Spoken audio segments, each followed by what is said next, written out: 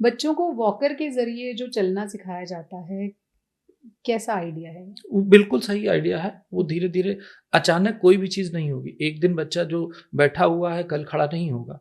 It is a part of adaptation. पर हम अब 3 पहिए वाली चलाते थे बचपन में, बच्चे पर लकड़ी की चलाते थे, उसमें बहुत सारे एडवांसमेंट आ गए हैं, लेकिन वो मैंडेटरी है।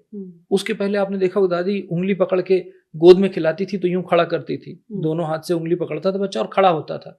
तो पहले तो दादी या माँ उसको बिस्तर पे चलाती थी, फिर सेकंड स्टेप होता था कि हाथ पकड़ के उंगली पकड़ के बच्चे चलाते। तो वो बहुत जरूरी है और मुझे लगता है कि सभी बच्चों को ये मिलना चाहिए। तो ये जो वॉकर्स आती हैं जिसमें बच्चे चलते हैं, उसमें अक्सर हमने देखा है फॉल का भी इंसिडेंस होता है, आगे की तरफ भागते हैं और गिरते हैं। वॉकर हर किसी को लेनी चाहिए, नहीं लेनी चाहिए? मैं वॉकर नहीं, मैं एक तो मैंने देखा है कि ज्यादातर या तो बहुत हार्ड प्लास्टिक के आने लगे हैं या लोहे के आने लगे हैं। तो लोहे एंड को तो बिल्कुल हटा देना चाहिए। ओके, प्लास्टिक हो या लकड़ी का हो तो उससे चोट नहीं लगेगी। क्यों? क्योंकि वुड इज नेचुरल।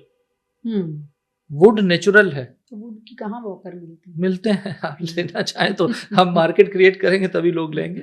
ठीक। और जो एक अच्छी चीज आई है कि जो मैंने देखा, जो बच्चों को एक सर्किल वाला आता है जिसके बीच में बच्चे को खड़ा करते हैं और वो भागता है, वो काफी अच्छा होता है। उसमें बच्चा इनिशियली रखा जाता है तो वो जल्दी भागना दौड़ना शुरू करता है। मुझे लगता है वो सबको लेना चाहिए। ओके, वही वॉकर ही, वही सिस्टम है। ओके, तो वॉकर से कोई दिक्कत नहीं है? नहीं दिक्कत। अब बच्चा 4 साल का हो गया, दौड़ने भागने लगा। अब 3 साल में किड्स सेक्शन में बच्चे को एडमिट कराना है, प्ले स्कूल में। नर्सरी से वो उसको बिल्कुल एकदम ये कहें कि स्कूल की लाइफ में डाल दिया जाता है। वो गलत नहीं है, मैं उस पर नहीं हूं, पर बच्चे को खेलना उससे ज्यादा जरूरी है।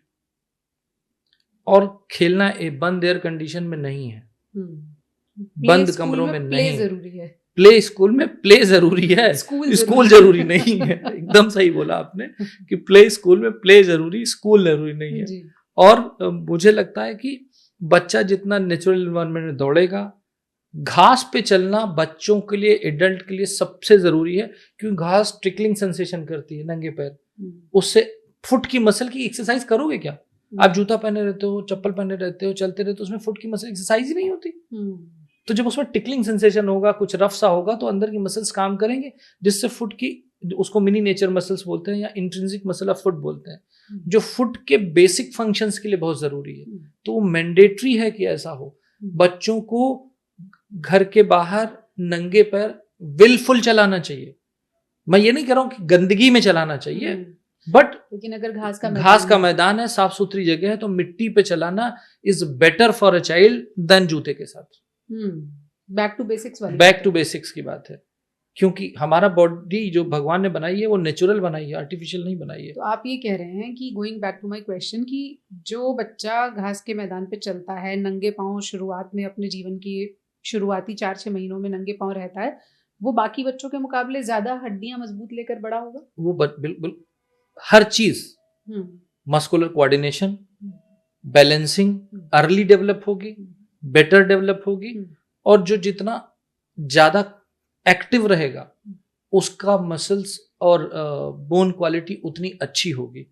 और ये बोन की क्वालिटी का जो गेन होता है, जिसको हम मेडिकल टर्म में बोन मास बोलते हैं, वो bone mass up to 32 years तक गेन होता है। हाईएस्ट पीक मास, हर आदमी के बॉडी में एक परसेंटेज फिक्स है, कितने परसेंट बोन का वेट होता है, वो हाईएस्ट अचीव होता है at the age of 32 years. तो 32 इयर्स के पहले आप कुछ भी फिजिकल एक्टिविटी करते हैं, कुछ भी एक्सरसाइज करते हैं, वो चीजों को ऐड करती है। अच्छा, ऐड करती है। ऐड मतलब आपकी हड्डियों को और मजबूत करती है। 32 के बाद वो स्टैटिक हो जाती है।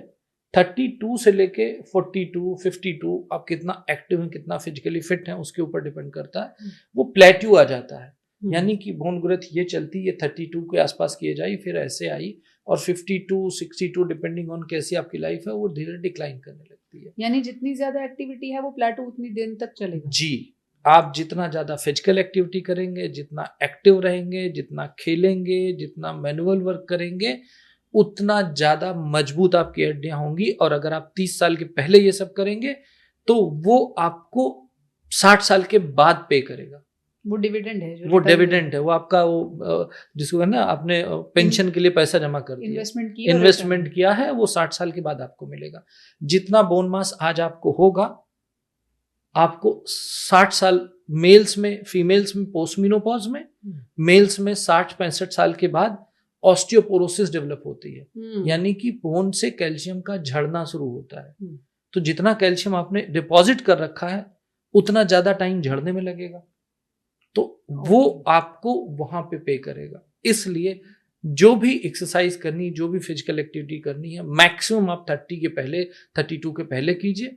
उसको मेंटेन करने का काम आप कर सकते हैं, उसको बढ़ा नहीं सकते आफ्टर द एज ऑफ 30।